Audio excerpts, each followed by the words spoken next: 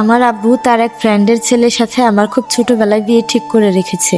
আমি যখন ক্লাস 8-এ উঠি তখনই তারা সিদ্ধান্ত নেয় যে আমার হাজবেন্ডের সাথে আমাকে বিয়ে দিবে। আমার শ্বশুরের বড় যে 2 ছেলে তাদেরকে পড়াশোনার জন্য বাহিরে পাঠিয়েছে। তারা আর বাংলাদেশে ব্যাক করেনি, তারা ওখানেই পড়াশোনা করে তাদের লাইফ জীবন সেটেল করে নিয়েছে বউ বাচ্চা নিয়ে। তো সেই ভয়ে আমার শ্বশুর চাচ্ছিলেন যে আমার হাজবেন্ড বিদেশ যাওয়ার আগে তাকে বিয়ে দিয়ে দিবে, তাই তাকে বিয়ে দিয়ে তারপর তাকে বিদেশ পাঠানো হবে। সে অন্তপক্ষে বোর টানে হলেও সে বাংলাদেশে আবার ব্যাক করবে, এরকম চিন্তা ভাবনাই ছিল আমার শ্বশুরের। আমি যখন ক্লাস 8-এ পড়ি তখন তাদের মনে হলো যে তাদের ছেলে বিদেশ যাওয়ার সময় হয়েছে, এখন তাহলে বিয়েটা দেওয়া যায়। কিন্তু তাকে যখন জানানো হলো, মানে আমার হাজবেন্ডকে যখন জানানো হলো যে আমাকে বিয়ে করতে হবে, সে কোনো রকমেই রাজি না যে আমাকে বিয়ে করতে হবে। আমার হাজবেন্ড কোনোভাবেই রাজি হচ্ছিল না আমাকে বিয়ে করার জন্য। তারপর আমার শ্বশুর কৌশল করে তার থেকে পাসপোর্ট কাগজপত্র নিয়ে লুকিয়ে রেখেছিল। পরে আমার শ্বশুর তাকে বলল, তুমি যদি তাকে বিয়ে করো তাহলে আমি তোমাকে পাসপোর্ট ওগুলো দিব, আর না হয় তুমি যেতে পারবে না। তারপর আর কি করবে, বেচারার অস্ট্রেলিয়া যেতে হবে, সেজন্য আমাকে সে বিয়ে করতে রাজি হয়। এখন তো সে বিয়ে করতে রাজি হয়ে গেছে, ঠিক আছে, কিন্তু বিয়ের দিন তার মনে হলো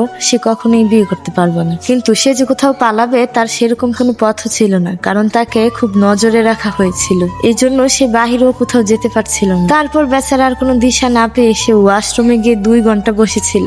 তাকে তো কোনো রকমেই বের করা যাচ্ছে না, সবাই অনেক ডাকাডাকি করছিল, কিন্তু বেচারা বের হচ্ছিল না। পরে কোনো শেষমেশ উপায় না পেয়ে দরজাটাই ভাঙতে হলো, বাথরুমের দরজাটা ভেঙে তারপর সে বের হলো। তারপর আমার সাথে বিয়ে দেওয়া হয়। বিয়ের পর তো সেখানে তো সে বিয়েই করবে না, তাকে তো জোর করে বিয়ে দেওয়া হয়েছে। সে তো আমার মুখ দেখা দূরে থাক, কোনো রকমে কবুল বলে সে পাসপোর্ট নিয়ে বাসা থেকে বের হয়ে গেল। তারপর 5-6 দিন পর তার অস্ট্রেলিয়া ফ্লাইট ছিল, সে ওখানেই চলে যায়। সে অস্ট্রেলিয়া যাওয়ার পর তার আব্বা আম্মার সাথেও অনেকদিন সে যোগাযোগ করেনি। আর আমাকে যে সে বিয়ে করেছে, আমারও যে একটা খোঁজ খবর নিতে হবে, যোগাযোগ করতে হবে, সেটাও নেয়নি। এরপর তার আব্বা আম্মার সাথে যাই যোগাযোগ করতো তখন সে আমার কোনো কথাই তাকে বলা যেত না, বা সে আমার কোনো খোঁজ খবরও নিত না। আমি যে তার ওয়াইফ, সে যে আমাকে বিয়ে করছে এটা নিয়ে তার কোনো মাথা ব্যথাই ছিল না। আমার কথা যদি আমার শ্বশুর শাশুড়ি বলতো তাহলে সে ফোন রেখে দিত, আর কথাই বলতো না অনেকদিন। এই জন্য আমার শ্বশুর শাশুড়ি আমার কথা বলাই বন্ধ করে দিয়েছে, আমার কথা আর তাদের কাছে বলতো না, তার কাছে বলতো না। তখন আমার শ্বশুর শাশুড়ি বললো, আচ্ছা ঠিক আছে, ওর কথা বলে যেহেতু আর ফোনই দেয় না, খোঁজ খবরই নেয় না, তাহলে আর ওর কথা আমরা বলবো না। ও যখন আসবে হয়তো তখন সামনাসামনি হলে তখন একটা অন্যরকম একটা ব্যাপার হবে। এরকম চিন্তা ভাবনা করে আমার শ্বশুর শাশুড়ি আর আমার ব্যাপারে কোনো কথাই তার কাছে বলতো না। তারপর যখন আমি ইন্টার পরীক্ষা দিয়ে অনার্সে ভর্তি হলাম, তারপর নবীন বরণ অনুষ্ঠানের দিন আমি আর আমার দেবর যেহেতু একই ভার্সিটিতে ভর্তি হয়েছি,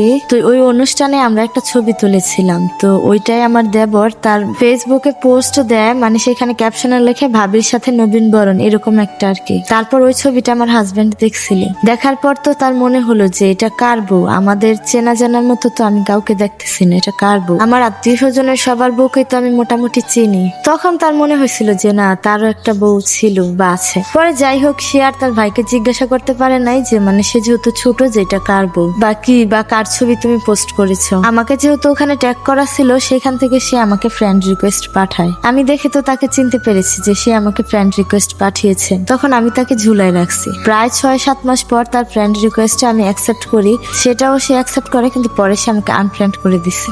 কিন্তু এটা আমার খুব এগুতে লাগছে, এটা আবার কেমন ব্যবহার, ফ্রেন্ড রিকোয়েস্ট পাঠিয়ে এখন সে আমাকে আনফ্রেন্ড করে দিল। প্রথমে সে আমাকে ফ্রেন্ড রিকোয়েস্ট পাঠাচ্ছে, তারপর আবার আমি যখন করলাম ফ্রেন্ড রিকোয়েস্ট অ্যাকসেপ্ট করলাম তখন সে আবার কেটে দিল। তার কিছুদিন পর প্রোফাইল পিকচারে কোনো ছবি ছাড়া নর্মাল একটা ওখান থেকে একটা আমার ফ্রেন্ড রিকোয়েস্ট আসে। আমি তো ফ্রেন্ড রিকোয়েস্টে অ্যাকসেপ্ট করলাম। তারপর দেখি ওখান থেকে হাই হ্যালো দিয়ে কিছু টুকটাক মেসেজ আসে। আমি তাকে কোনো রিপ্লাই করি না, কিন্তু ততদিন আমার হাজবেন্ডের জানা হয়ে গেছে আমি তার সেই বউ, আমাকে সে বিয়ে করে রেখে গেছে। তারপর ওই আননোন নাম্বার থেকে সবসময় দেখি মেসেজ আসে, হাই হ্যালো কেমন আছেন বা কি করছেন, এইসবই আর কি, আপনার সাথে একটু কথা বলা যাবে, হ্যান ত্যান, এগুলাই আর কি। যাই হোক, একদিন আমি তার সাথে কোনো কথাবার্তা না বলে লিখে পাঠালাম আমি তো ম্যারিড। তখন সে বলল, হ্যাঁ আমি জানি আপনার রিলেশনশিপে ওখানে ম্যারিড দেওয়া আছে। তখন আমি বললাম, তাহলে আপনি কেন আমার সাথে কথা বলতে চান? তখন সে বলে, এই তো সাধারণ ফ্রেন্ড, আমি একটু কথা বলবো, আপনার সাথে তো আর আমি প্রেম করতে যাচ্ছি না। তারপর আমি ভাবলাম, সাহস করি যে না থাক, একটু কথা তো বলাই যায়। তারপর সারাদিন আমি কি করলাম ও কি করলো এরকমই টুকটাক কথাবার্তা হচ্ছিল। এছাড়া এছাড়া বিশেষ কোনো কথাবার্তা আর আমাদের মধ্যে হয় না। এরকম তার সাথে 5-6 মাস কথাবার্তা চলছে। এরপর 6 মাস পর আমার শাশুড়ি আমাদের বাসায় আসে। তারপর দেখলাম আমার মা আর আমার শাশুড়ি মিলে কথা বলছে। তখন আমার মা কান্নাকাটি করে বলল, আমার মেয়ের জীবনটা তো নষ্ট হয়ে যাচ্ছে, আমার মেয়েকে অনেক বুঝাচ্ছি যাতে ডিভোর্সটা দিয়ে দেয়, কিন্তু আমার মেয়ে তো রাজি হচ্ছে না। তো আপনারা একটা কিছু করেন, আপনার ছেলেকে বলেন আয়শা দেশে এসে একটা ডিভোর্স সে যেন আয়শা ডিভোর্সটা দিয়ে যায়। আপনারা না হয় একটা পেপার করে আপনার ছেলের কাছে পাঠান, এইভাবে তো আমার মেয়ের জীবনটা নষ্ট হয়ে যেতে দেখতে পারি না। তারপর আমার শাশুড়ি বলল, আচ্ছা ঠিক আছে, আমরা বাসায় গিয়ে এটা যত তাড়াতাড়ি সম্ভব একটা আলোচনা করে সে হয়তো বাংলাদেশে আসবে, আর না হয় একটা কাগজপত্র করে ডিভোর্সের ব্যবস্থা করে দিব। এই কথাটা শোনার পর আমার এত কষ্ট লাগছিল। সে আমার হাজবেন্ড, এতদিন ছিল না ছিল, সে তো আমার হাজবেন্ড ছিল। এখন আমার অনেক খারাপ লাগছে। তারপর রাতের বেলা ওই আননোন নাম্বার থেকে একটা মেসেজ আসে যে তুমি কি করছো। তখন আমি লিখলাম যে আমার মনটা খুব খারাপ। তখন সে বলল কেন মন খারাপ। তখন আমি বললাম যে এই যে এমন এমন ব্যাপার। আমার শাশুড়ি আসছিল, আমার শাশুড়ি এসে বলল যে আমার হাজবেন্ড দেশে এসে যেন আমাকে ডিভোর্স দিয়ে দেয়। সে তো আমার সাথে সংসার করতে চায় না, বা আমাকে সে তার কাছে রাখতেও চায় না। তো আমার মন খারাপ শুনে সে আমাকে বলতেছে তুমি কি তাকে ভালোবাসো।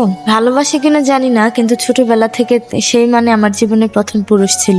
তার সাথে আমার বিয়ে হবে, তার সাথে বিয়ে হয়েছে, আবার সে আমাকে ছেড়ে চলেও গিয়েছে। যাই হোক, সে তো আমার স্বামী। আমার জীবনে পুরুষ মানুষ বলতে আমি শুধু তাকেই জানি। আমার জীবনে আমি তাকে ছাড়া অন্য কোনো পুরুষের কথা ভাবিও নাই। হয়তো মনে মনে তাকে কিছুটা ভালোবেসে ফেলেছি। এখন আমার খুব কষ্ট হবে সে যদি আমাকে ছেড়ে দেয় বা ডিভোর্স দিয়ে দেয়।